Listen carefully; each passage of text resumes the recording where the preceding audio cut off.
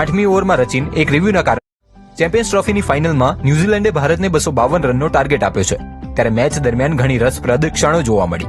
રચિત રવિન્દ્રને 3 વાર જીવનદાન મળ્યું. 7મી ઓવરના ત્રીજા બોલ પર મોહમ્મદ શમીએ રચિનનો કેચ છોડી દીધો. બોલ શમીની આંગળીમાં વાગ્યો. આવી સ્થિતિમાં ફિઝિયોને મેદાન પર આવવું પડ્યું. 8મી ઓવરમાં રચિન એક રિવ્યુના કારણે બચી ગયો જ્યારે એ જ ઓવરમાં રચિનને ત્રીજી વાર જીવનદાન મળ્યું. 29 રનના સ્કોર પર શ્રેયસ અય્યરે રચિનનો કેચ છોડી દીધો. કુલદીપે પહેલા બોલ પર વિકેટ લીધી. તેને રચિનને ઓફ સ્ટમ્પની બહાર બોલ ફેંક્યો અને બોલ અંદરની તરફ ટર્ન થતા રચિન બોલ્ડ થયો. રોહિત શર્મા મિચેલનો કેચ ચૂકી ગયો. 35મી ઓવરમાં રોહિત શર્માએ ડેરિન મિચેલને જીવનદાન આપ્યું. રોહિત શર્માએ મિડ વિકેટ પર એક હાથે કેચ કરવાનો પ્રયત્ન કર્યો પરંતુ બોલ તેની આંગળી અડી સરકી ગયો.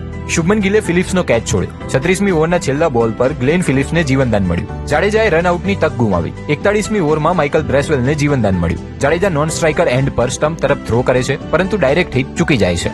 દિવ્ય ભાસ્કરનો રિપોર્ટ.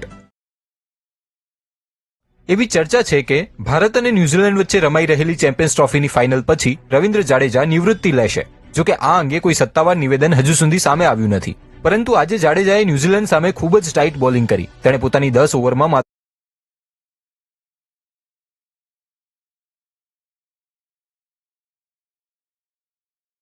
30 રન આપ્યા અને એક મહત્વની વિકેટ પણ લીધી. જેવી જાડેજાએ પોતાની સ્પેલ પૂરી કરી કે તરત જ કવર પોઝિશન પર ઉભેલો કોહલી જાડેજા પાસે આવ્યો અને તેને ભેટી પડ્યો. આ બાદ સોશિયલ મીડિયામાં ચારેકોર એવી ચર્ચા શરૂ થઈ ગઈ છે કે શું જાડેજાની આ છેલ્લી વનડે છે? શું આ તેની નિવૃત્તિના સંકેત છે કે પછી તેની શાનદાર સ્પેલના કારણે વિરાટે જાડેજાને ગળે લગાવ્યો હતો? દિવ્ય ભાસ્કરનો રિપોર્ટ.